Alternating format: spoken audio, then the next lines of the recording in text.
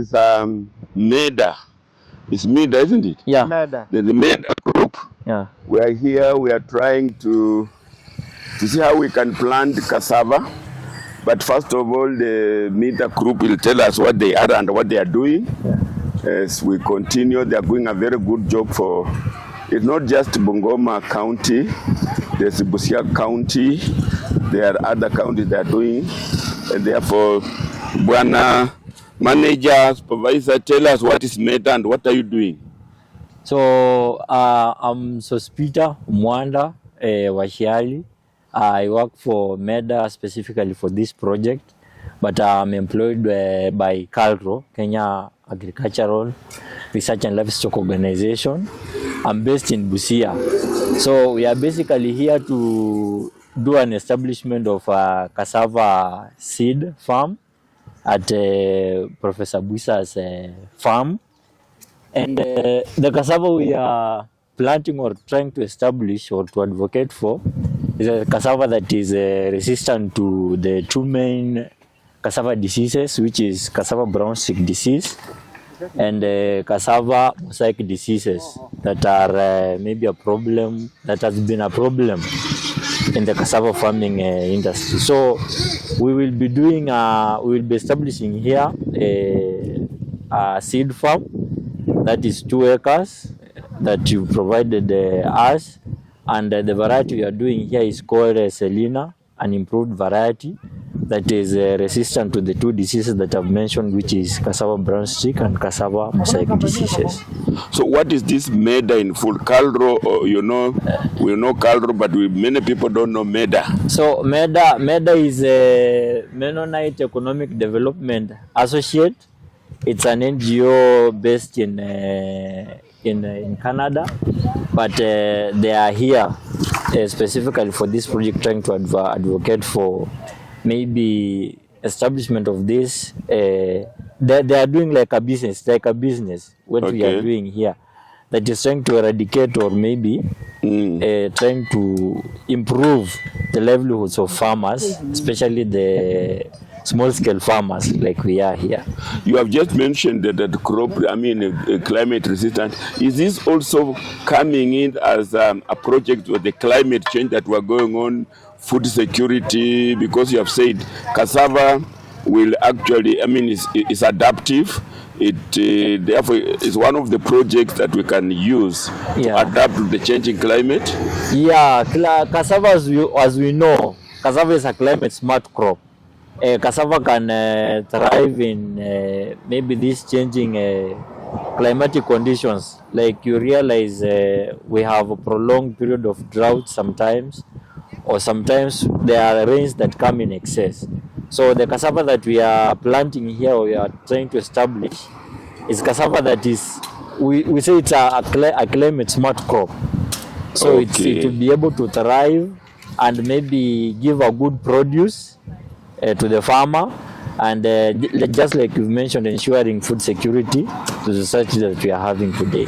Okay, thank you. Carry on as we progress. Okay, thank you. We shall need, where viewers, we want to educate the community. Yeah. This is a community project. Yeah. No, we plant maize all the time. Yeah. And yet maize, in terms of climate, it requires lots of inputs. Yeah. It requires a lot of rain, and therefore food security is affected. Yeah. So CALRO and the MEDA have come up with this very good project. Yeah. And culturally, people around will want to plant maize. Yeah. But oblivious of the fact that, in fact, there might be even more income from cassava. We have a lot of the things you're going to talk about here. Yeah. So CALRO and MEDA are doing a good job. Yeah. I referred and they say about a number of counties are now switching to mihogo with all those products. Yeah. Therefore, we thank they are not doing it just the normal traditional way. You can see it's a lot of scientific here. Yeah. They are measuring here. I'm telling you, so what is it that you are doing now? So we want to do what we call demarcation. We have specific spacing for these plants. We are not just planting. So we are doing laying. We start, of course, basically by taking the angle. So the uncle, we are just making sure that what we are doing, we are giving the crop the spacing that it deserves to maximize its production. So we will lay the farm, we do the demarcation, then we'll start the planting. Maybe if you will be here with us, we will just journey together. Well done. Yeah. You can see this is being scientific, you know. You're talking about productivity. There is a method of planting, spacing, and all that will produce good results. Yeah. And this is what they are doing. They mentioned Calro. Calro is a research institute, and therefore they do research and they get results, and they come and now, disseminate it to the locals. So as this community are coming here, they are seeing what is happening. They're actually learning on the job, so to speak. So this is one way of educating the community. Calro can take you to their station and teach you, but Calro can also come to the farm, and as they show us, this what they are showing us and the community will stick a little more than if they were just taught in the classroom. So let's see what is going on. Okay. You can see something like so this is what we are trying to mark the rope.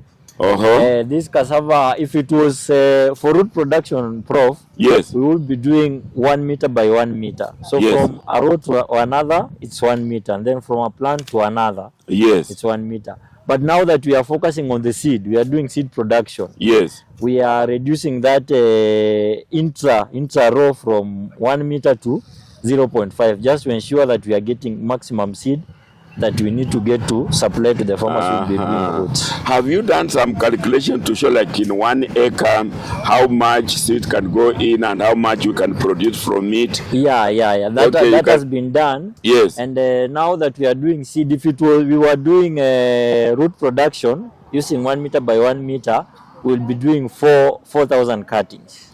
4,000 cuttings, which is quantified at 4 bags of 1,000 cutting per bag. Oh, I see. But now for seed, like we will be doing here, it will need 8 bags of 1,000 cutting. That is 8,000 cuttings per acre.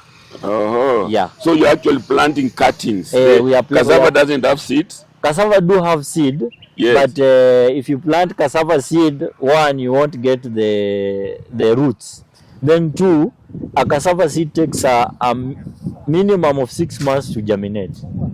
Yes. A cassava seed by itself. Yes. So we rather prefer doing what we call vegetative propagation. Yes. So to just make the process easier. And maybe one thing that maybe people should know, if you plant a cassava seed, yes, a cassava seed, it just produces 1 taproot. Then it sprouts. Then you get the cutting, which you can now plant to get the roots. But you cannot plant the seed and expect to get the root. I see. Yeah. So the cassava itself is almost like a branch. Which part of the branch will be taken for planting, or is it the whole? Maybe if we could have 1 cutting, it will be easier. We shall see. We shall see. But yes, now you will get maybe maybe just give an example. Yes. You get a cutting like this, and we recommend you make a cutting of 25 to 30 centimeters. 25 to 30. So 25 to 30 centimeters, it has nodes. Yes. Nodes. Now those nodes are the ones that germinates. Yes. So when you have that 25 to 30 centimeter cutting, yes, and with the space they are making here, yes, you just make a hill. Yes. Maybe in layman's language you'll say a hole. Yes. Yes. And then there are orientations used in planting. Okay. Once maybe when the weather is so dry, yes, sometimes we just prefer making a hill, then enclosing the whole seed. Yes. Yeah. Just planting it as a whole. But if we have moisture, yes, we just do a slanting orientation. Okay. Whereby you insert around 3/4 of the cutting, yes, in the soil, and just leave a quarter tip of it that will now sprout. Okay. Germination. Yeah. Viewers, you can see what is happening now. Yeah. You can see the experts we're using a rope, Yeah. and you see the community is participating in making the demarcations. Yeah. They would have come with the rope already made, but that will not be now good training. Yeah. Yeah. They will come, they'll show them, Yeah. and now once they have gotten them as a lesson, Yeah. they will go and teach others. You can call these ones TOTs, for example. Yeah. You see, they are being shown kabisa how they demarcate the line, Yeah. and then put there the ropes, or rather the markings. Yeah, they are just and now marking. these ones you can see, these are now community members. Mamas are now being trained. Yeah. This is being trained on the job. Like I said, Caldro and the Meda would have just come with a ready-made rope, but that will not have been a good training. Good training, but not complete. When the locals also do it themselves, Yeah. experience it and be corrected, Yeah. that is when learning goes in. So here we are. You know, it's going on. Yeah, doing demarcation. Now they The are community they are demarcating the rope to that 0.5 meter intra-row spacing. Intra-row spacing. And we are just, as Prof is saying, this is not just to be done by us. We are really advocating for farmers to try and adopt this to maximize. The instructions are being given in a language that is understandable, and therefore sometimes when you get people to come and train in the area, you get the people who understand the culture and the language. So this is again, the choice of people to come was done, call it scientifically if you want, because someone can come here with illiterate and asks a question, a cultural question. The person doing it must be able to answer. Like you can say, our miyogo we used to plant like this, our ancestors, why are you doing this? Yeah. Now then that person should have understood also how traditional they were doing it, and why they were doing it like this, and the difference and the and the advantage. So this is the good approach. The good approach that Calro and Mida have produced. You know, when this community leaves this farm, they would have that knowledge. If need be, we could even give them a certificate of attendance, because they have done. They have been trained. They have been trained. Yeah. But now, moving home with this training, they will all now do it in their own homes. So this is a demo in a demo. They are demonstrating to the workers how they can go and do it at home. And that one, they will teach neighbors and all that. So this is how knowledge can diffuse. And I think the method that Calro and Mita are using is one of the best ones. Other organizations will call you to their headquarters. Go to Calro, for example. I know you are traveling. If the car headquarters, let's say in Kawangwaro, Nairobi, or wherever, or Naivasha, then you are traveling from Busia to Naivasha. The climatic condition, the environment is different. In the mind of the trainee, you say, but look, I come from as far as Busia. Look at this. Will it also work on my own? But when you are doing it on the side, in the community, they will definitely understand. If it can work here, then it can work next door. So this is an approach that I think we should congratulate Calro and Mida coming up with this very down-to-earth training. Call it bottom-up if you want. This one, someone have come from the top, Calro, to come to the bottom, and now training the bottom people. The bottom will also now start rising. This is a version of bottom-up, which unfortunately we hear it in theory, but practice is not well established. So here we are working with the expert here. Maybe you can tell us a little bit about yourself, how you came, where you've arrived at Calro, Mida, the training you went through. Are you from, agriculture from the beginning, or can one branch from somewhere and end agriculture? Just tell us about yourself. So I'm basically an agricultural person. I have a background in biotechnology. Yeah, I did BSc in biotech in Kisii University, and I've been working in Calro for the past 2 years, Prof. And let me say I'm a lucky guy I got a scholarship. I'm now doing plant breeding in Maseno University, but not specifically dealing with the cassava, I say, but I'm doing in plant breeding and I'm using finger millet as my research crop. And maybe just briefly on finger millet, I'm just doing some test on resistance and adaptability to striga weed. Just trying to evaluate how different genotypes of finger millet will do when exposed to stresses of striga. But in cassava, my station, which is Alupe, Busia, is mandated to do research on food crops. Food crops, I mean cassava, sorghum, finger millet, soya, just a wide range of food crops that are adaptable to the ecological zone, agroecological zone in western and part of the Nyanza region. So in cassava, we have a number of varieties that we are doing, Prof. Like I said, the one we are doing here are the improved varieties. There are varieties that have been researched and worked on by Cadro to just maximize the production of cassava that we people are consuming. You've had cases of people getting cassava that has poison. Yes, yes, Yeah, very much so. we've had casualties of maybe children consuming cassava, and you say some conditions get to a very bad situation that we even lose people. So cassava has this cyanide poisoning, and the levels of cyanide varies from a variety to another. We have a number of varieties, more than 30 varieties of cassava.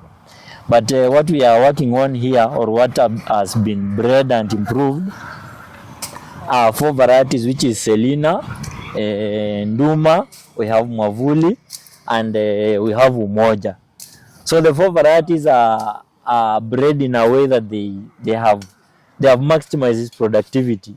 But now they vary. You know, cassava has a wide range of let me say a wide range of use.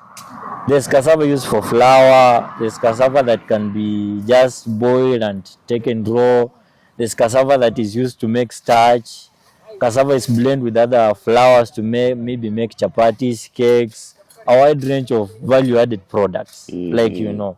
And I'm proud to maybe associate with you, and I can say we did an interview the other time, and you are sharing on cassava value addition, and you are educating us on some cassava briquettes. Oh, okay, Yeah. Some other time when we were around. Oh, yes, We did a video and I shared, and it was taken very positively by a number of people that accessed the video. And I can proudly say that we have trainings that are going on. We are not just doing this planting and saying, advocating for these varieties or whatever.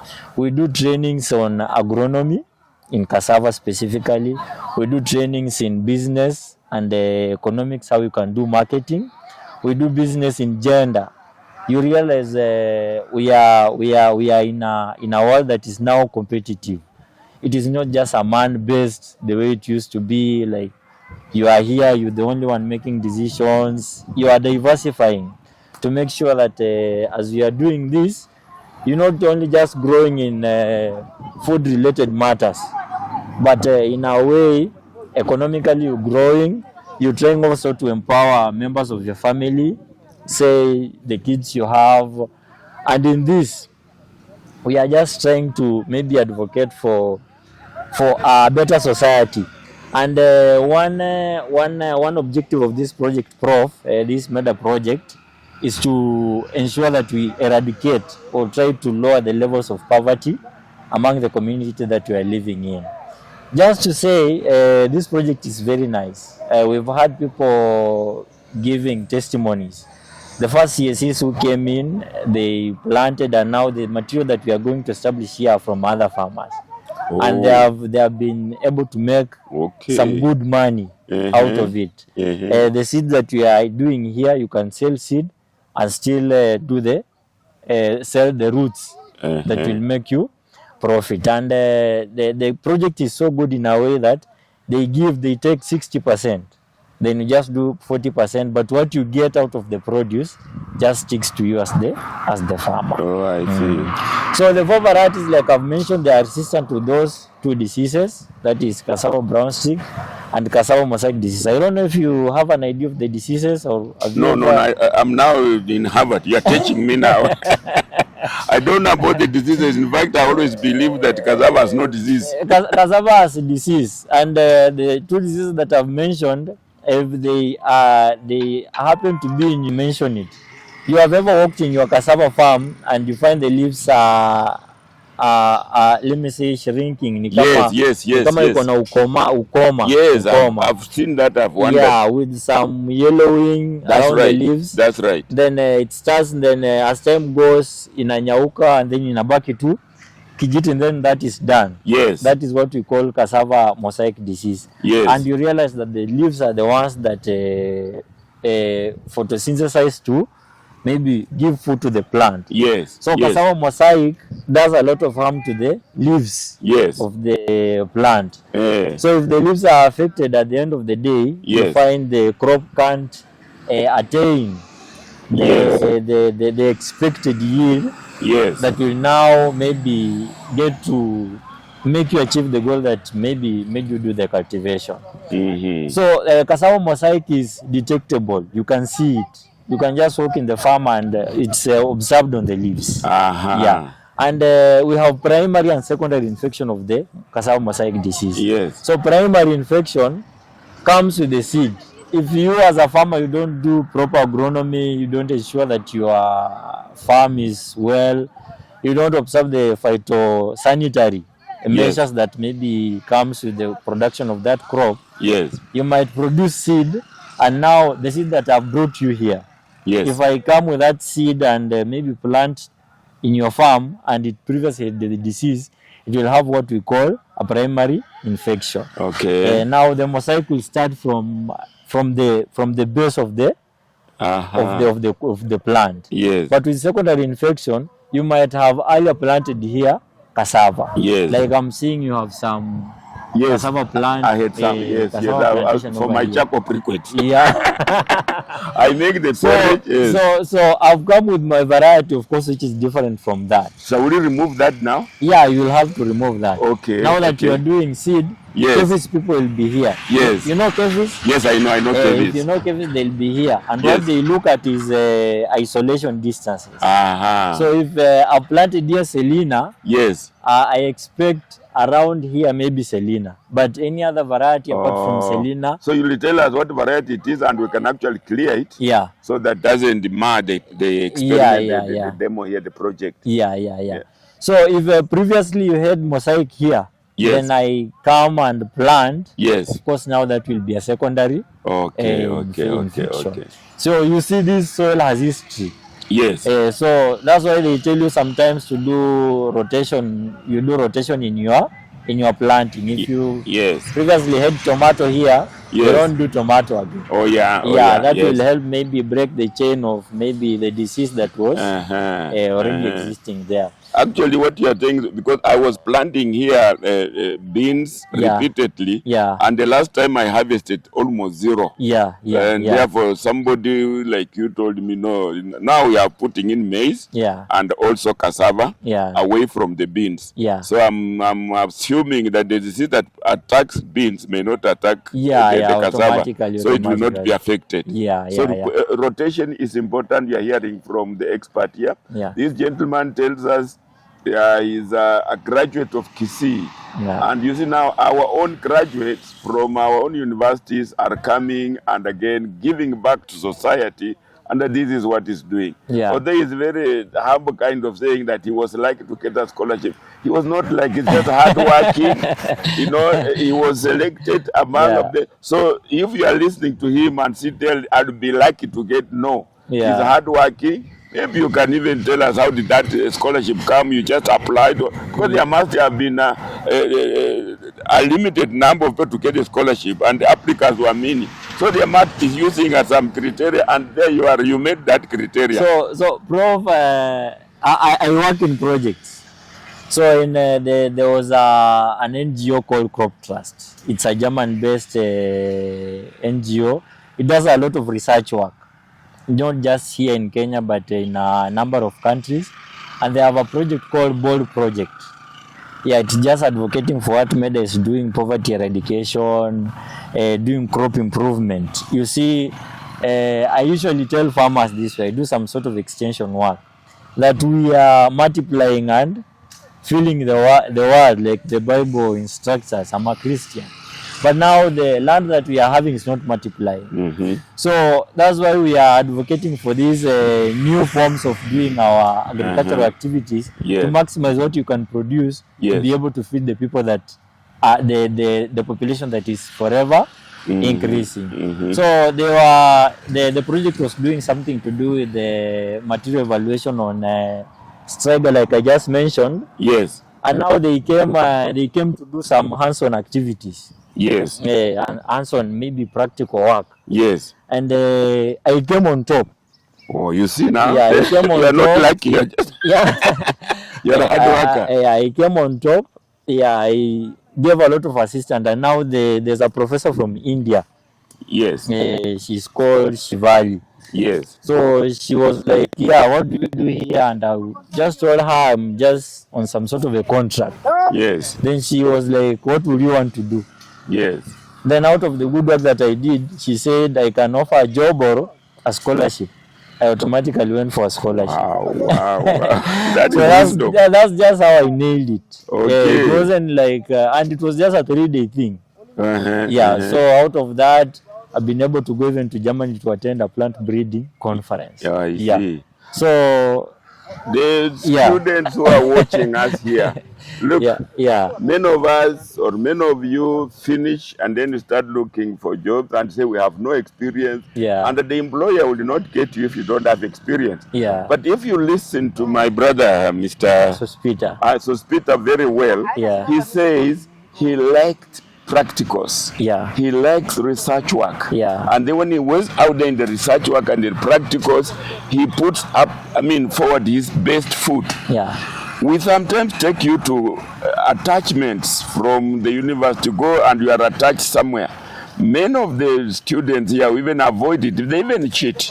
They even cheat and come with the attachment reports that are fake. Yes, so many have done it for me. And therefore, that experience that you are getting in an attachment is what you are now going to use even in your interviews. Look, he said that when he was doing his job, not even expecting anything, but someone observed and the hard working and the passion with which he appraises the research give him this the chance. So students out there, when we take you for attachments or internship and you mess yourself, you do not take it seriously and come with a favorable report, then when you graduate and you start saying I want to look for a job, I say what is the experience? You have nothing to show. And then you come out carry placards that everyone wants experience. We're just from school, where do we get experience? That chance of attachment. Go out at your attachment, identify a problem at where you are attached and address it with your research mind. And when you come for interview, that is your strong point. Say, you see, I was in your marketing department and their customers are not well treated and therefore customer centric is low here. Then they will tell you, okay, you come now and put it on. That is what we are hearing from Sospita. That one, agriculture has always been thought to be, people run away from agriculture. At school, when a pupil makes a mistake, the punishment is agriculture.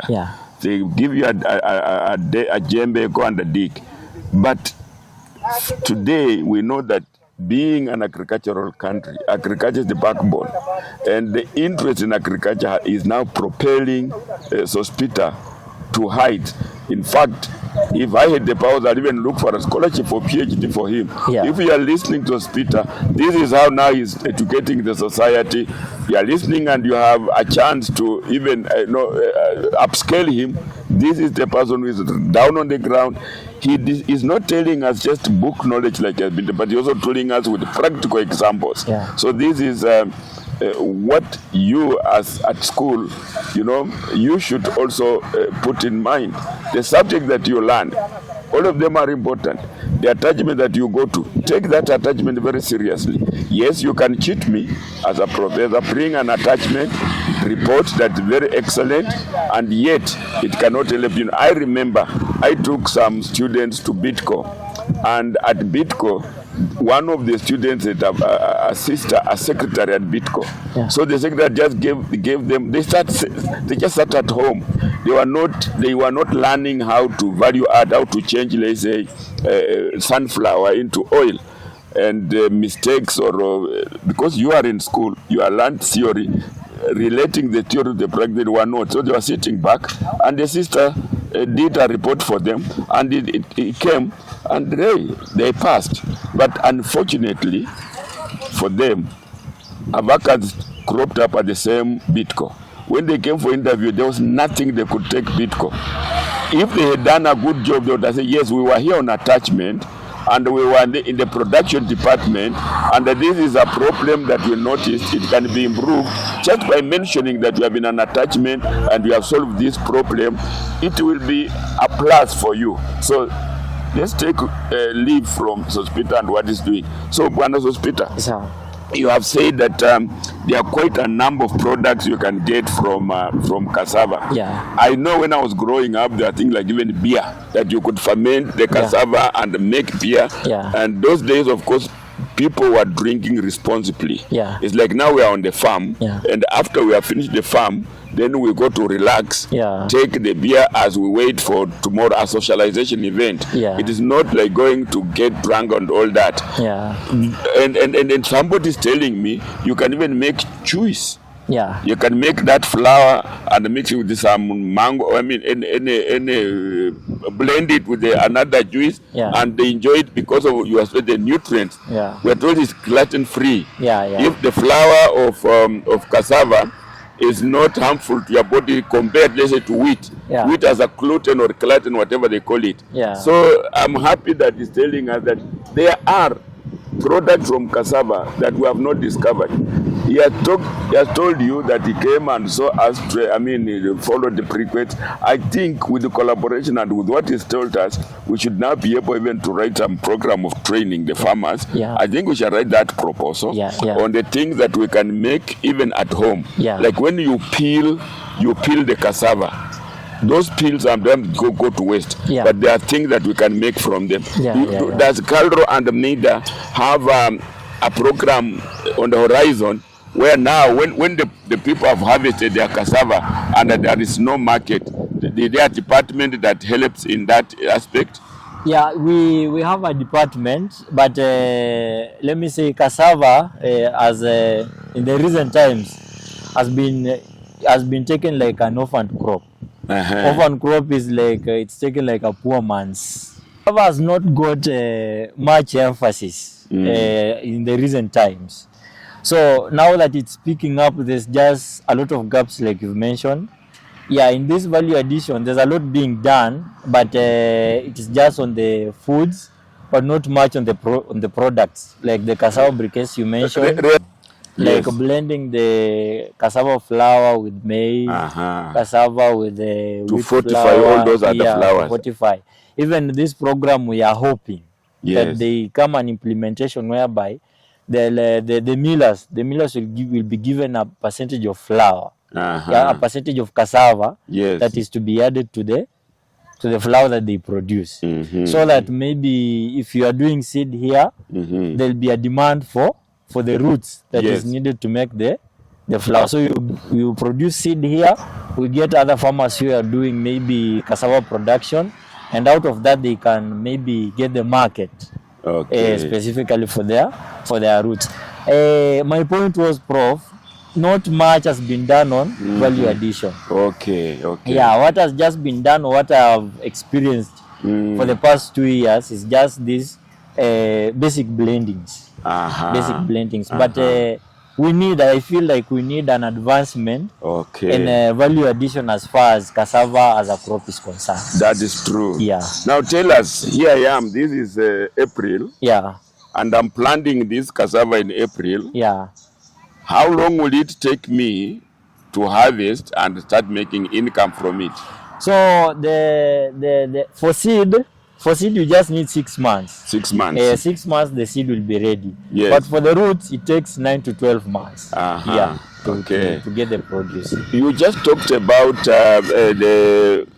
some cassava being poisonous. Does it also mean at the stage at which you are harvesting? Because someone was telling me, when you harvest, when it's not mature, when it's not proper, there are some chemicals that are still forming up in the cassava, and some of them may not be good for human consumption. Yeah, the chemical specifically, like I've said, it's cyanide. Yes. And let me say, cassava uses that as a defense mechanism. Yes. Yeah, so when the crop is still young or it's in tender stages, when it's trying to develop, there's a tendency of having that cyanide level higher.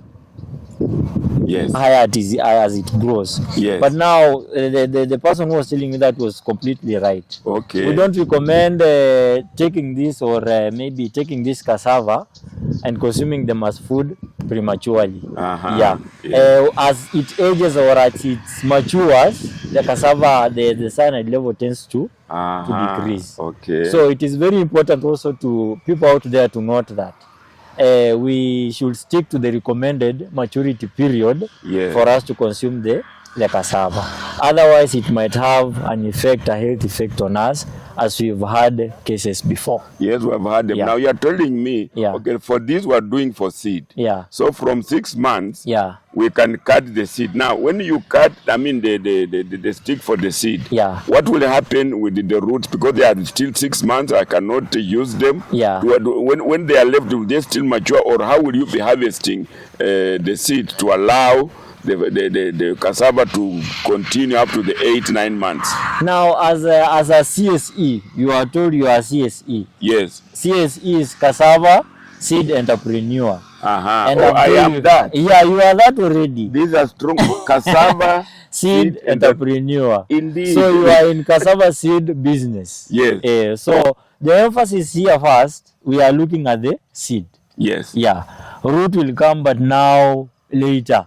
Yes. So and that's why I've even told you are minimizing the spacing. Yes. So when you do the first harvest, seed harvest, there's a way we do it. We don't uproot like you said. We just cut, and when we cut, cassava can ratoon.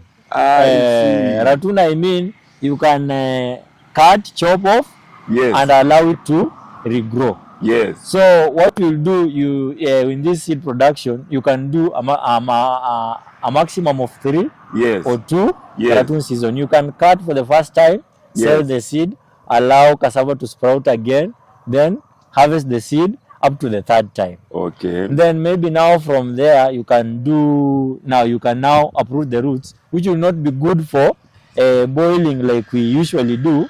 But now we can focus on flour and maybe other cassava root products. So now I'm getting a sense there. When you uproot at that time and you boil it, and if you dry it and it becomes flour, the process of drying and making flour, eliminate some of the things that are there if you just pour it straight away. Okay. Now you realize cyanide is very volatile. Yes. And the effects come first when it's still young, and some of us tend to just consume it raw. Yes. Like you have. It has some sweetness. It is not healthy. Okay.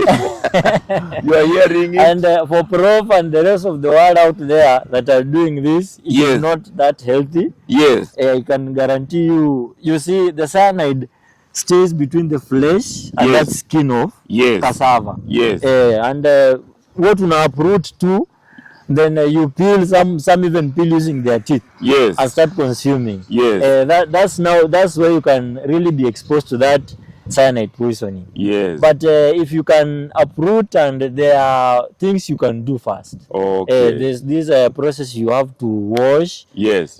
Some you uproot, you do the peeling. Yes. Then you thoroughly wash. Some of us even do some soaking. for around 10 to 30 minutes. Yes. And now if you soak, you allow that maybe poisoning to yani they say disintegrate. Okay. Yeah. We have been told these are now the seeds. Yeah. As you know, this was a whole plant. Yeah. Now they have been cutting it into some lengths and some pieces. So Peter will explain to us how we are going to plant it. So this is what we call a cassava cutting. Cassava cutting. As you can see, it is 20 to, they say 25 to 30 centimeters. That is what is recommended to make a cutting. And we know cassava is propagated vegetatively. Yes. Yeah, we can't do seed because, as I earlier mentioned, the seeds take a longer time to germinate, to break that seed dormancy. So once you already have this, we started by laying our field. And the importance of laying is, you asked me earlier, the plant population. Yes. Like an acre can take how many cuttings. Yes. So if you don't demarcate like we've just done, you can't easily get the plant population per acre like you want. So we are doing seed, and as I mentioned, we are doing a meter from row to row. Yes. From one row to another. Yes. But now intra-row, now from one plant to another, we are doing 50 centimeters. That's half a meter. Okay. So once you've taken an angle, and Prof, I need to maybe express some little disappointment in our education system. Mathematics is applied everywhere, Prof. Even here we just did mathematics, Pythagoras theorem.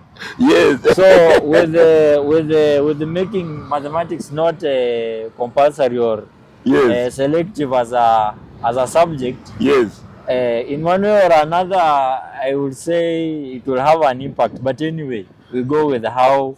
Yes, but I think what you are talking about is arithmetic and mathematics. Yeah. Now, like these mamas, they have already learned from you. Yeah. But they, like, if you make mathematics compulsory is very good, because whether in the office, whether you are selling mamamboga and whatever, but what my advocating for is, I don't know what your view is, but agriculture at primary should be compulsory. Yeah. Because everything in the rural, in the whatever, but you are right. Even the plant population here, to achieve plant population, you have to calculate. Yeah, that's right. So once you've done this, as I've told you, we have enough moisture. We have different orientations. Yes. You can plant vertically. Yes. But now vertically is when you are doing a rapid multiplication of these seedlings. Yes. And that is done in nurseries. But in that case, we don't take a longer cutting like this. We tend to just take this node.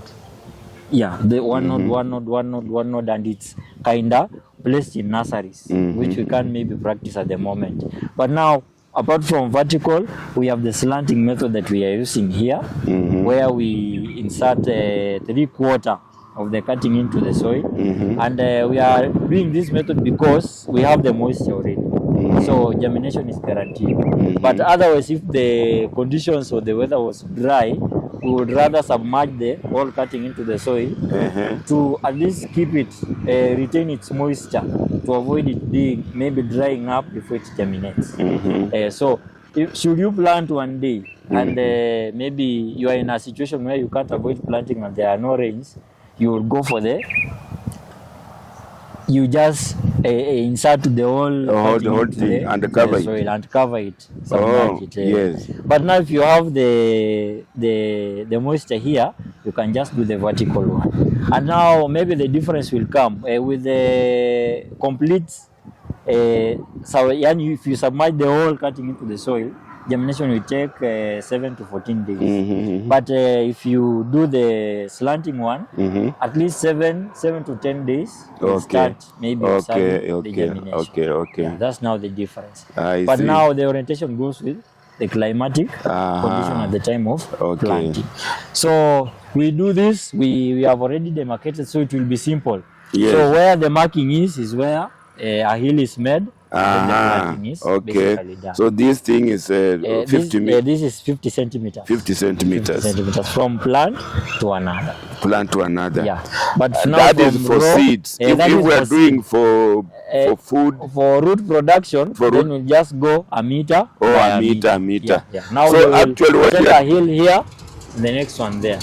So what you are telling me Yeah, is the actually when you do seeds, yeah, you produce more in an acre. yeah. You produce more in an area. And therefore even your income is small. Yeah, it's more.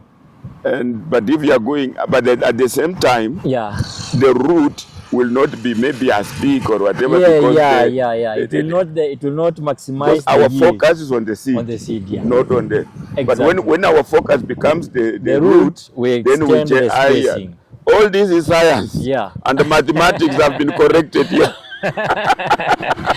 Yeah. Even physics is in there. Yeah. Geography, so everything should be compulsory. Yeah, so everything should just be compulsory. Yes, I Yeah. agree with you. Yeah. So when you extend the spacing, this you give room for root. The root. Not that you won't get root in this, Yes. but you won't get as much root as the yield is as the variety is prescribed. And tell me, Peter, Yes, sir. why are we not planting with the fertilizer, DAP, and all that? Why are we just Cassava as a crop has a wide range of nutritional requirements. yes? But now Ukupata ile moja kubwa. Okay, sawa. Umewapatia? Cassava as a crop has a wide range of nutritional requirements. But when you use fertilizer, there are these macro and micronutrients. Yes. Yeah. Yes. So cassava doesn't need much of the macronutrients that are found in these artificial fertilizers. Okay. So it tends to take advantage of the nutritional components that are in the soil. But in the case whereby you need to do a soil testing and maybe soil testing and analysis to confirm the nutritional component of your soil, yes, it's also recommended. But I wish we would have done that maybe to just be precise. Yes. But in this case, we are just good to go. Okay, but should the crop come up and it shows some sort of maybe nutritional deficiency, yes, and the health of the crop is not good, yes, then we will look at how the characteristics the crop is exhibiting, and then if we are to add now the nutrients, yes, we'll be specific. Okay. A crop can just exhibit like it's just in human being. Yes. When you're not getting enough protein as a kid, you tend to have kwashiorkor. So if we see kwashiorkor in you, yes, we will maybe do a supplement of maybe a protein or something. All right. So if I come here and I get the purpling in cassava leaves, yes, that will be a deficiency in phosphorus. Yes. So if you have to go for a fertilizer, we'll specifically go for fertilizer that has a component that the crop needs to thrive. Then that again increases the economics of cassava because the inputs are not as much as the maize, for example. Yeah. And then the output. So you have the cost of production has already been, like now you are planting and you come and see they're germinating well. There's no need to add anything. Yeah. So when I calculate the cost of production, it will be lower. Yeah. And therefore the profit will be higher. Yeah. And again, when you look at the cassava, I think we have already compared cassava with wheat. Yeah. The gluten for the health part of your, and the nutrients, and then the versatility. Yeah. Like maize, you may not use it in so many ways as you can use cassava. Yeah, exactly. And therefore, both food security and economic security and poverty reduction. Yeah. So why our people in your, what are you thinking in your researches? How can you, this is already one, popularizing it, and even if they are not here, the community not here, these community people are here now spreading the word, and they will go on, and when they hear that at Professor Ndioiko Cassava, then they will start. So you have done a very good thing to bring demos and the seed entrepreneurs, and then people will learn from it. Yes. Oh, okay. So that's it. But otherwise, in your own opinion, yes, bro. Why did people move away from what we are calling orphan crops? You call it an orphan crop. Why did people neglect the millet? You are in that area. The millet, the sorghum, the cassava. I don't know which are the other. Why did we? When did the rain start beating us? Why did we abandon these orphan crops? In your own opinion. Yeah, you see now, as compared to maize, you see maize takes how many months to mature? Oh, they vary 3 months, 4 months. 3 months, 4 months, isn't it? Yes. And maize comes, and it's kind of quicker as compared to cassava. Yes. Cassava you need 12 months to harvest it. Yes. Those are 2 growing seasons of maize. Yes. Then you see, cassava you have at least to diversify it. Yes. But maize, it's just you have maize, you have flour already. Yes. So someone will go. We've had a lot of problems convincing people to uptake this because they say the period the cassava takes in the field is somehow wide as compared to people who have just done maize and beans, and I'm good to go. Yeah. So then the expense.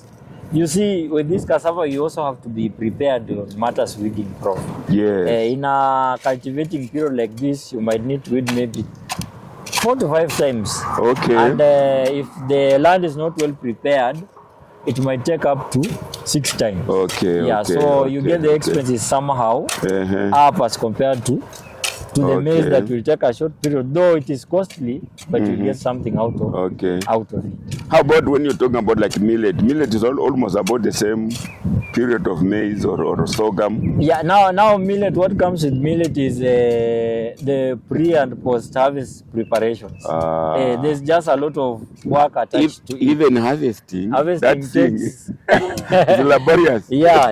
If you have an acre, I get it. If you have an acre, it is kind of labor intensive. All right. Yeah, and if you just don't do it well, sometimes you can realize. Okay. So actually, it is the economics behind it, not just I see.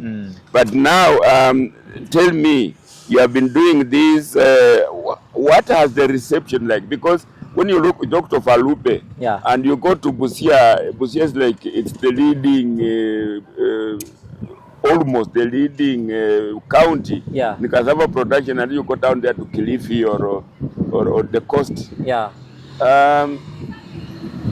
What is the uptake of this cassava, let's say in Bungoma, in areas that didn't have cassava, now that we are coming to Bungoma? Like, why have you come to get a seed here? Are you guaranteed of the demand, people buying, or is it, did you do some research, some survey, or what happened? In matters, one, let me say, most of our people sometimes don't know about these crops because they are not educated. There's no much exposure to the crop. Yes. As per the other plants, let's say maize or wheat or whatever. Yes. So you go somewhere and there are even people who don't know what cassava is. Yes. So first we have done what we call sensitization. This is what we are bringing to you. Yes. It has been there though, not well taken by the society. Yes. But these are the benefits, and this is what is to be done. And the response has been so positive. Yes. In Busia and Kilifi, like you've mentioned, I've told you something to do with the agroecological zones. Yes. You find this cassava might do here well, but you can't find cassava in Central. Then apart from the ecological zones, agroecological zones of this crop, these crops are also considered as cultural. They are crops that are cultural crops that are just there. Like in Busia, if you go in Busia, cassava is taken. Is being used in all ways. You've said brewing. Yes. People are just taking it raw. People are blending it with flour. But for instance, if you go just past Busia kidogo to Mumias, yes. If you tell someone this is ugali, or maybe you present ugali that is made from cassava, yes, the uptake won't be so much as compared to what is in. So there's the culture also aspect. There's a cultural aspect. The same applies to wimbi. Yes, Wimbi is also a cultural crop. Okay. And then there's just that notion that this is for maybe this group of people, this kind of cultural activity, and we don't have that, and so we are not uptaking. Okay. So I think it's just a matter of sensitizing. A lot of emphasis being put on this.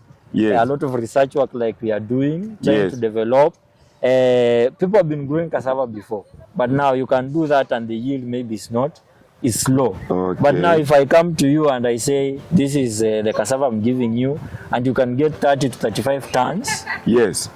at the per acre at the time you're harvesting as compared to yours that was giving maybe 2 tons, and after a year, it will now maybe be a stepping stone towards maybe getting you to understand the importance of cassava. So now, you know, when sugarcane came, Yeah, and although sugarcane takes up to 18 months, yeah, but believe me or not, in these areas, even me, I've leased some 2-3 acres to do sugarcane. yeah, People with the land like mine, yeah, they'll put a quarter of it under maize, Yeah. but 3/4 of the rig under sugarcane. yeah, Because they say that even if it wait for 18 months, Yeah. but when you get the income and then spread it per month, Yeah. it is like you are getting something like 200, like 150,000 per month. month. But maize will be about 50 because you are getting 6 months Yeah. in an acre, and the prices of maize are low. Yeah. So I think, as you say, Yeah. there was a lot of sensitization for sugarcane, Yeah, and yeah. the uptake was.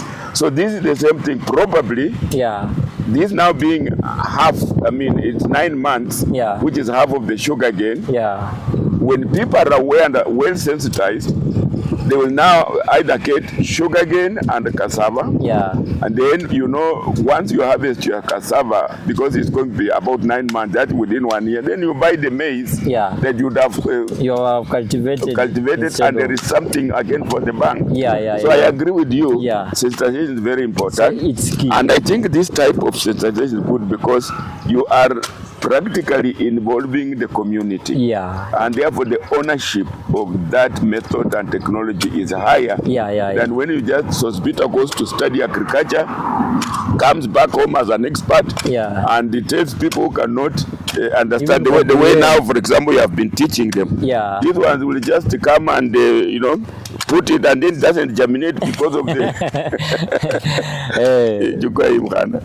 Eh, so that is it, bro. Yes. It goes a long way in just making it practical, hands-on. Yes. Yeah. Okay. Then if you give testimony, at least people get to have a touch, a feel Yes. of what you're doing. Yes. Then the thing will just speak. Yes. Yeah. From your records, how many cassava seed entrepreneurs have you now developed? I'm one of them. You're How one. many seed farms have you developed in Bungoma? Earlier we started with 2. We had one in Sirisia Yes. and we had one in Luandanyi. Okay. In fact, there are 3. Then Okay. we had one on your way to Mumias, just past, just from Bungoma town. Yes, when you must command to put down, they are going to Mumias. Yeah. Yes. So there were 3 of them. Okay. One of us has supplied this to you. Oh, I see. Yeah. Okay. And now that was established some part of last year. Yes. Now for this time we have done here in Kimilili. We have extended one in Luandanyi. Okay. We have around 6 we have established this. So you're growing. If you draw the graph, Yeah. because if you started with, is it 3? We are starting And with then the three. section is 6. We are 6. That's already. Now we are total 9. Yeah. Now you are 9. Yeah, now we are Oh, it's 9. exponential. Then- Because then- when from 3 to 9, the rate Eh. is more than 300, more Yeah. than what? Oh, so then- which means It is you picking. wouldn't be doing that if there was not results. So people are picking. Yeah, people are picking. Okay. And there are a lot of people in it, but they are now limited with the acreage. Okay. And now I would want to maybe clarify that. Yes. You are told the threshold was 4 acres. 4 acres, yes. Now, we were doing that based on calculation of profitability. Yes. So if you do 4 acres, you stand a higher chance of realizing profit Yes. as compared to someone who will do a quarter or half an acre. Okay. If you're doing seed, there are protocols of doing seed. Yes. First, you have to get quality Yes. and certified material. Yes. Then, of course, you have to do proper agronomy. You Yes. have to ensure you are achieving the right spacing, Yes. right plant population. Yes. You are planting on time, Yes. doing the weeding, ensuring phytosanitary. Yes. It will go to a way, to an extent that the KFS people will come here to inspect the crop. Yes. So, yeah, it goes a long way. So if you include all the expenses, you say maybe they can take an acre or 2. Okay. Then okay. the remaining 2 acres, what you get there is what you. All right. So there's an optimum size that there's should an be optimum. profitable Yeah, for it. yeah. You know, let me agree that when I was asked to do it, and I said I was like between the rock and hard place. Yeah. Should I go in or not, and all that? And therefore I said my 4 acres, Yeah. so that I don't put all my eggs in one basket. Which is and risky. again, you Yeah. came also when I've started my poultry farm. Yeah. I'm doing poultry farm, and the feeds are very expensive. Yeah. So I started now the yellow maize. Yeah. And, exactly. and the soya beans. So I said, oh, let me put half for. But you see, if I sat down maybe with you and calculated well, you said the profit that comes from here can even buy you that feed. Yeah. So when I do that next time, might be the whole. Yeah. The whole area. In fact, I was telling you about one CSE who did harvest for the first time. Yes. He actually acquired an acre of land out of it, just doing one season. Oh, I see. Yeah. And that is just seed. We We've need not to done let their role models so Yeah. people. Yeah. In which in Bungoma? in Busia. Oh, in Busia. In Busia. Okay. He was like the pioneer. He's the one who started this Oh. thing. Yeah. Okay. And so- you know, because Busia, we started in a right location. Yeah. Because the Busia, they had already known the value of cassava. Yeah, So when yeah. you bring them even more better yielding one, Yeah. they'll just switch from the non-yielding to Yeah. yielding. The And I local think- variety now to the improved. Yeah, to the local to improve. Yeah. Oh, I see. Yeah. Okay. So this thing is just doing it properly. Yes. Yeah.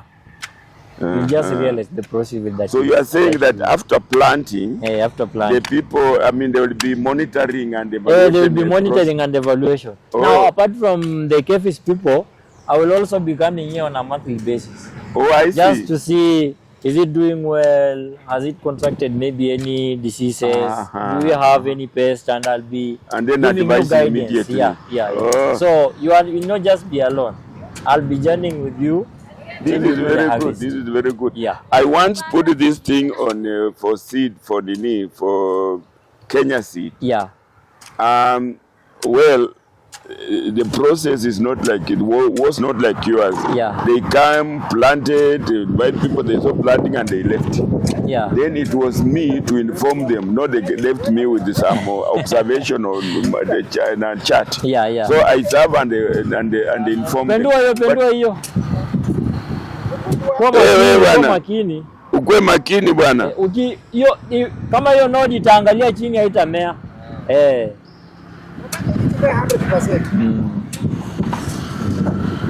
Kwa hivyo then because when you tell the farmer who is not as literate as you, Yeah.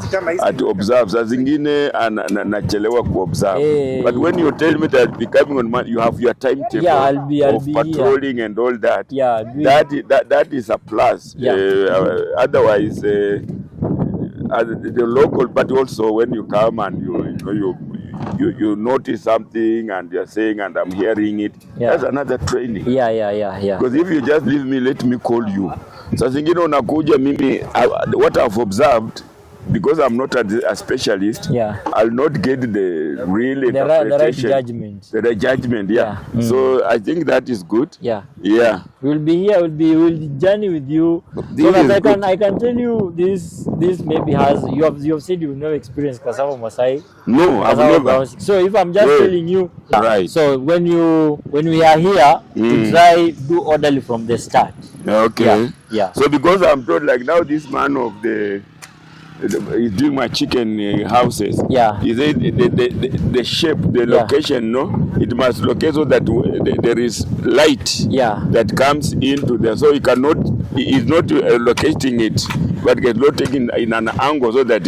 So when you told me that it must look there, Yeah. I don't know. And this is sunset. You associated with the sunset. Yeah. Now, your land here, you are just right. Yes. We do that, but in some cases, Okay. where we find maybe there's land and on the other side, ama kuna miti, there's a plantation. Now we will try look at how the sun is going. Oh. But now when the land is just It's open. it's kind of, open like this, eh. we don't need an orientation. We're just doing this to get the order. Okay. And if we are doing the roots, now if you doing this, you placing them facing a given orientation, Yes. you are also redirecting the roots. But if you just plant anyhow, Yes. the roots will also start Oh, tabulating and okay. and now this one also will make it easier when you're doing the harvesting. So Ngesa mama, when you're doing the harvesting, Yes. now like we planted this way, Yes. the roots will go this way. Oh. This one's this way. Uh-huh. So even if you're doing now the harvesting, Yes. it becomes easier. You just pull. So we must note the direction. We must also know the direction. All right. This Now is we call it orientation. orientation. Yeah, orientation. Okay. Yeah. But now with this seed, we are just doing this for yani a good pattern. Oh, Good pattern. Yeah. Now when I take them in highland places, they are this altitude. Murang'a iwezi. Murang'a ukipeleka, hiyo cyanide level itakuwa juu. Oh, I see. Alafu now it will, in cold places it takes longer period to mature. Sasa with the extended they say longevity in maturity, the cyanide also rises. Okay, so rises. in such areas it's not. Yeah. It cannot do well. So that is why I can also know the climate of Busia. Yeah. And again, you go down the coast. To the coast. The cliff, and although I can now relate. Yeah. I can start now relating. But now with the climate change, it's going down to be, even here now it will do well because the climate itself. But originally, it will not. Okay. It does well in warmer areas. Oh, warmer areas. Yeah. Okay. No, that is it. This is so right. the demo will be put there. Yes. And like I've told you, we do organized trainings. Yeah. So through the scouts and WOWs, the World Agriculture Officers and Sub-County Agriculture Officers, we can fetch farmers. Then we come here, we will teach them about the agronomy, the business part of it, and how it's done. Now after that, we go to the practical classes on the demo sites. You see, I've told you are planting 0.5 by 1 meter. That's what we did here. And now they get to appreciate the varieties we are saying in the farm. We even use them to do an evaluation. Oh, okay. Yeah, like we just check them. We have a form. And I give you the form. Now you score the variety based on your preference. You see that? So by the time you are doing a demo there, they will not be ready for testing for it. Now we can just do on agronomy. Okay, on agronomy. What can you see before you go? And now when it's mature, we call them back again. We get to prepare it. Unavunja, unaweza kula mbichi, ukule ile imechemshwa, then unatuambia kwa hiyo score umependa gani na kwa nini. And in that case also we get to understand what the community appreciates. All right. I remember when I was in Kiridi and wanted to popularize white sorghum. White sorghum. Because of its nutritional values and all that. And you said sorghum is an orphaned crop. Sorghum is and it's like neglected and forgotten. It does very well in those dry areas. Even here it does, but people have gone into ugali and wheat and all that. So we had to come up with recipes. Like this sorghum one mixed maybe with the rice. The sorghum mixed let's say with beans. This is just with whatever. So people come and taste and which one they like. And then so you've said that I just remembered that was 1979 when I was 1979. My mother was 3 years old. You're telling me your father and your mother had not even fallen in love. Because you're just 3 years old. No, my mother is born 76. Oh, 76. Okay. 79 is no, I'm not 79. 89. Not 79. Sorry. 79. I was. This is the Calro and meat experts. So Peter, you can see him is here. He's telling us the stories. What we are now doing is we are demarcating. We are demarcating this plot.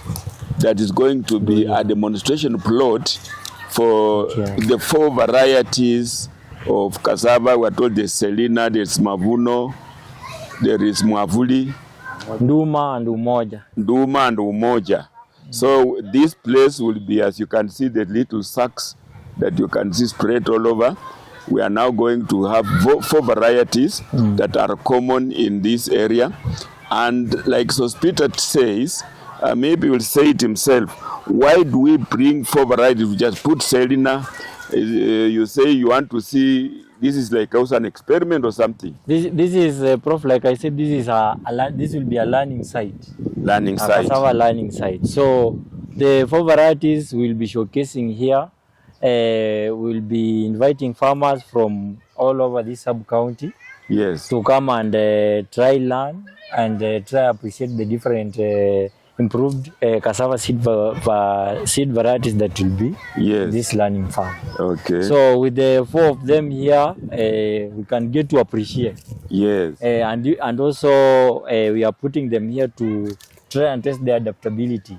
How best will they do as of this agroecological zone. Okay. Yeah. And I can see this expert with the tape measure. Mbona wewe lazima iwe exact. Mbona hatuoni na ng'ombe ipige mstari sisi tuwe kama mahindi tu, mbona unafanya hii imekuwa precision. Ukitumia tape itakuwa exact.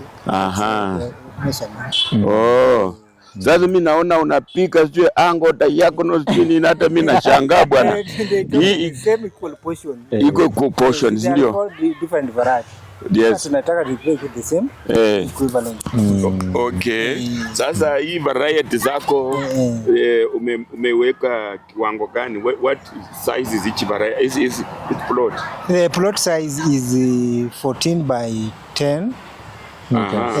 So they will go into here. Yeah. I can see you have been doing and leaving some space. Are they the corridors that people can be we have moving the part that is separated. The different varieties. Yes, I was seeing this mathematician here struggling to remove one or two. I didn't know what he was doing. Kumbe is creating pathways. Because when pathways. Pathways. Yeah. So that when the people come and they are being trained, they walk along the paths. That's right. And they can see, in fact, so that it's not just overflow from one to another. Yeah. There's need to create space for people to stand and be trained. Yeah. So, and therefore he's doing it very, very precisely.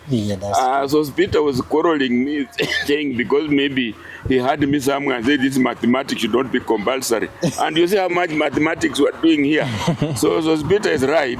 We should not ignore mathematics. Yeah. So my friend, na wewe unaitwa nani bwana? Unatoka wapi? You are who? My name is Michael Wafula. Yes. I come from Kandui. Yes. I'm a student in Kibabi University. Oh, you just hold that one? You are a student in Kibabi University? Kibabi University. What are you doing in Kibabi? I'm taking education, Bachelor of Science, Agricultural Extension and Education. Extension and Education. Yeah. So this is part of extension. You can be, but that is particularly for teaching. Yeah. Not agriculture extension. Yeah. So what year are you now?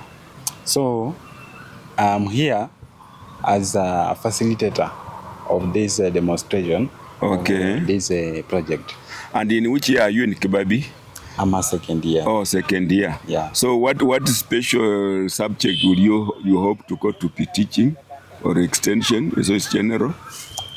Though I have not specialized then, but by God's grace, yes, I will partake in agriculture extension. Agriculture extension. Yeah. Why not something else? Why agriculture? Because agriculture. Yes. Agriculture is the backbone of our economy. I hear you see the youth. They recognize that agriculture is the backbone of our economy. So he thinks he can also do agriculture. Now let's see. Let's see. There is another young man here, very busy picking these seeds and planting them. Let him tell us something. What he's actually doing. This is along the Kimilili-Chwele Road. This is in Bungoma County, Kimilili Sub-County in Kibingei Ward. This will be now a training space for the farmers of cassava. I can see somebody here dressed in a Valentine expert, but this is April. It is a Fool's Day, so he's fooling us, that it is a Valentine. What is your name, sir? I'm Wekesa Thomas, Yes. a student from Kibabe University.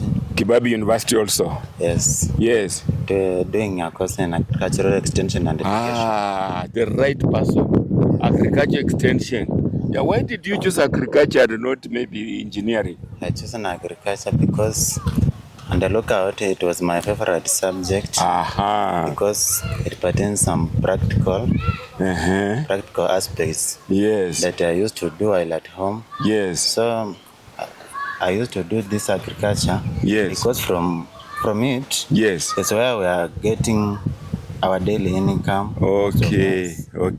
Do you do any agriculture at home? Do you have your own farm or your parents, or what do you do at home? At home, what you plant? At home, the field I'm doing in agriculture is that I'm doing the part of poultry keeping. Poultry keeping. And rabbit rearing. And rabbit rearing. How long have you been doing your poultry? I've been doing since 2020. 2020. So does it give you some money in the pocket, or is it very difficult to do poultry?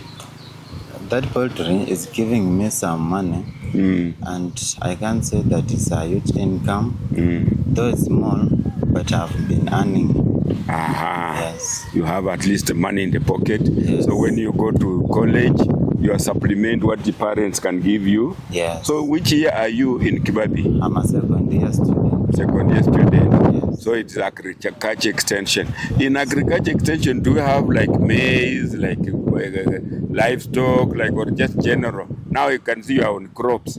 You are doing this on crops and whatever. So when you become an extended exchange, it's general agriculture, or you specialize in one aspect of agriculture? I will specialize specifically in crop production. In crop production. Yes. But there are other people can specialize in animal, in livestock, and in poultry and all that. Pathology. Okay. Yes. I see.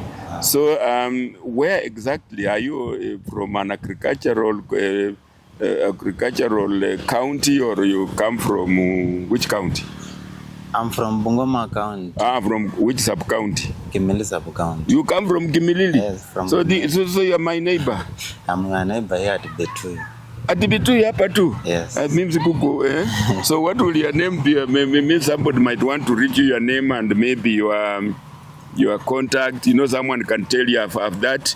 Agriculture extension, let him come to my farm maybe to show me one thing. Tell us your name and tell us your telephone number. Okay, I'm Thomas Wekesa. Yes. I'm Thomas Wekesa from Betuyu sub-county, which is Bungoma. Kimilili sub-county, Betuyu. Kimilili sub-county, Betuyu location. Yeah, Betuyu location. So my phone number is 07 90 26 91 12. There you are, my viewer. Wekesa is doing it here, is teaching us how to do a demo cassava plot. He has also been doing with us the seed cassava plot. Yes. So he's doing agriculture extension, and the people in this area of ours, they just do agriculture like traditionally. This is a brain that you can ask to come and teach you here and there. Yes. He's a student, but when you can give him some little pocket money, he can show you, and after all, he has to buy soap at school. Yes. He has to buy some bundles to do browsing. So you reach him, he has given us your number. He can actually, he has given us his number, so you can actually reach him. And they are doing a good job. They come here attached to Calro and the Mida, and so they are the team Calro, team Mida. My plot was taken to be a demo plot, and the seed production plot were being called Cassava Seed Entrepreneurs.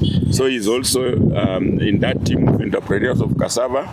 Here is a resource that you should... Barasa? Yes. Yes. I am taking agriculture extension. You are also in agriculture extension? Yes. Where do you come from? I come from Kimilili. Kimilili also? Yes. Yeah, here in Betuyu. Betuyu also? Yes. Very good. So you are which year in agriculture extension in Kibabi? I am in the second year. Second year? Yes. So why did you think of going for agriculture and not teaching education and not chemistry and not engineering, architecture? Yes. So since I was born, our source of income there at home has been agriculture. Yes, we have been pertaining in agriculture for all of my life. Oh, I so see. I love agriculture. Oh. Yes. What will you tell other young men like you who look down upon agriculture? Because there are not very many. In fact, you have, I'm surprised, sweetly surprised, Yes. that we have people in Kimilili who are passionate for agriculture. Yes. But there are many who not want to look at agriculture. What message can you give those ones? So in this generation, many people, you can empower yourself by this agriculture. Agriculture is paying, and agriculture doesn't disappoint. So when you invest in agriculture, there is very high income, and you can even use the available resources to manage your agriculture. Do you do any agriculture project at home? At home? Yes. At home, I do plant kales. Oh, kales, yes. Yes. You plant kales rain fed, or you have irrigation, or how do you plant all year round, or only when there's rain season? So there at home we live near side the river. Oh. Yeah. So I do irrigation. I do plant kales all throughout the year. Okay. I have a portion of plant I do plant. How do you kales. do irrigation from the river, just with buckets throwing the water, or you have invented a mechanism where you can do easier irrigation? So actually I do use buckets, carry water, and then I do irrigation. Now that you are in Kibabi, Yes. and in Kibabi there is engineering, Yes. and you probably have friends in engineering. Yes. How about inquiring from them Yes.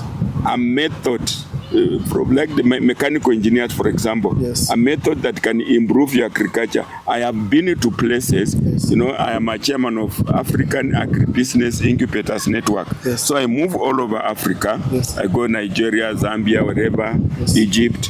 And you see, there's some very cheap irrigation method. You can just, you know, you are pumping Yes. with the food. You are actually doing exercise, Yes. but at the same time you are pumping the water. Yes. There is also a mechanism where, like, if you go near that river and there is a spring, or, you know, there's a way they lay pipes. Yes. So the water comes through the pipe, it hits another, circulates, this another, and that water now without any electricity, not whatever. Yes. So have you ever tried to ask your colleagues in the mechanical engineering how they can help you do some simple irrigation for your kales? So there, apart from kales, we do also plant sugarcane. Sugarcane. Yes. So before we started using machines, we were just using jembes there to plow our farm. Yes. But actually, this time we do use like tractors, which simplifies our work and Yes. makes work easier. So this because of the invention in that. Yes. How large is your kale plot? Kale plot. Actually, it is not that big, but I think it's a quarter an acre. A quarter an acre. Yes. So how much does it pay you if you have done any statistics, like when you plant kale? Yes.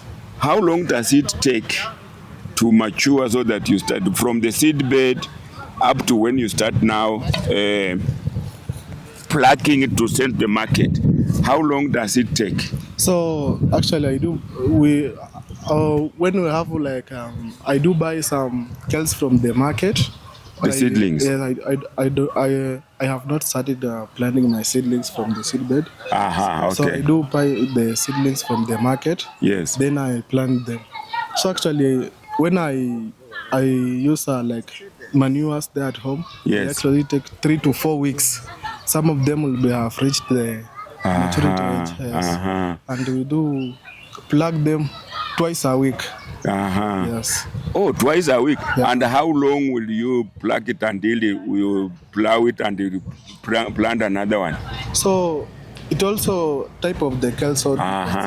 Yes. Yeah, they are like the 100 egg or whatever. Yeah. They are all those types. Yeah. So in other words, when you have taken the seeds from the market, Yes. you avoid the headache of putting seed beds. Yes. So then your period of maturity has been reduced. Yes. You say for 1 month or so. Yes. Then you start selling. Yeah. Then for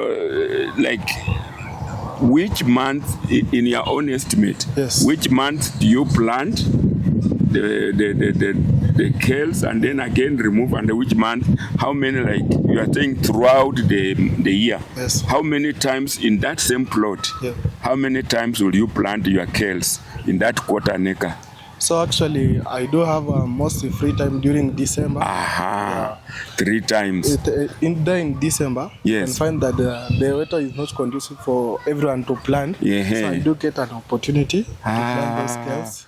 You are a very clever man. Yes. When you think there is no supply, people are not many, yeah, the weather is not, so you are the only one, and therefore you will sell in better prices than, yes, and then so you mean even these kales, yes, you can plan it so that there are those seasons that the prices, the competition will be too high, yeah, and there are those seasons that the competition will be too low. Yeah. So I see. So you say about 3 times in a year. Yes, yes. Now, if you have done some of those statistics, yes, like when you have planted once in that quarter acre, yeah, and you have harvested it before you plant another one, yes, how much money would you think you will get in your pocket? So let's have profit wise on. Yes. Last year I did the same project. Yes. And I earned more than 12,000 from that field. Because of the price was too high.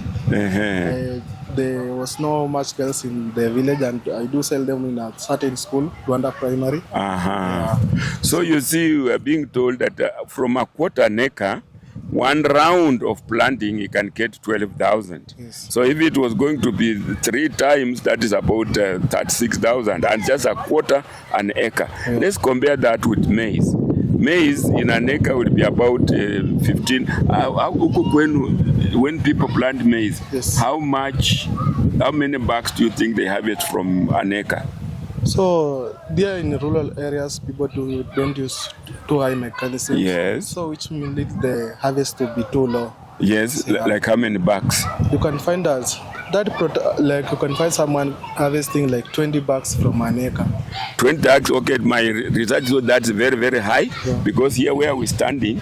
Here you can find after people harvesting their maize, the others usually live with their lands, do not plant any short season crops. Yes.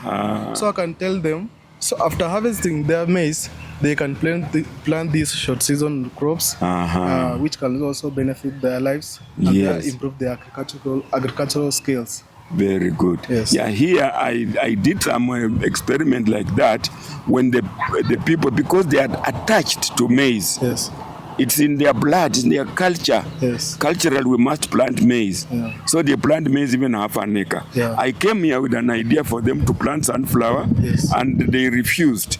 But then like you are saying, I convinced them, yeah, after they have harvested maize, yes, because sunflower is just 3 months. Yeah. When you harvest in September and October and you plant your sunflower, in February you harvest and you return your maize if you want. Yes. But within the seasons, yeah, you have planted something else. Yeah. So I think that's a very good advice, yeah, that when you harvest, look at short season crops, yeah, the ones that we have mentioned about groundnuts, kales, yeah, beans, and even sunflower. Yeah. And then that also looks like your crop rotation. Yeah. So that when you come maize, yeah, if there was any disease in the land, the other crop has eliminated it. Yes. So that's a very good advice. So Bwana Wekesa, thank you very much. Yes. I've been talking to Wekesa, yes, a student of Kibabi, agriculture extensionist. He says he has done agriculture since childhood. Yes. He has also his own plot, yeah, and people can learn from his plot. Yes. Here they came to plant the seed, cassava seed, as you can see. Yes. Then it will also be a training for other farmers. Yeah. So he's actually doing his agriculture extensions. Thank you, Bwana Wekesa. Asante. Yes.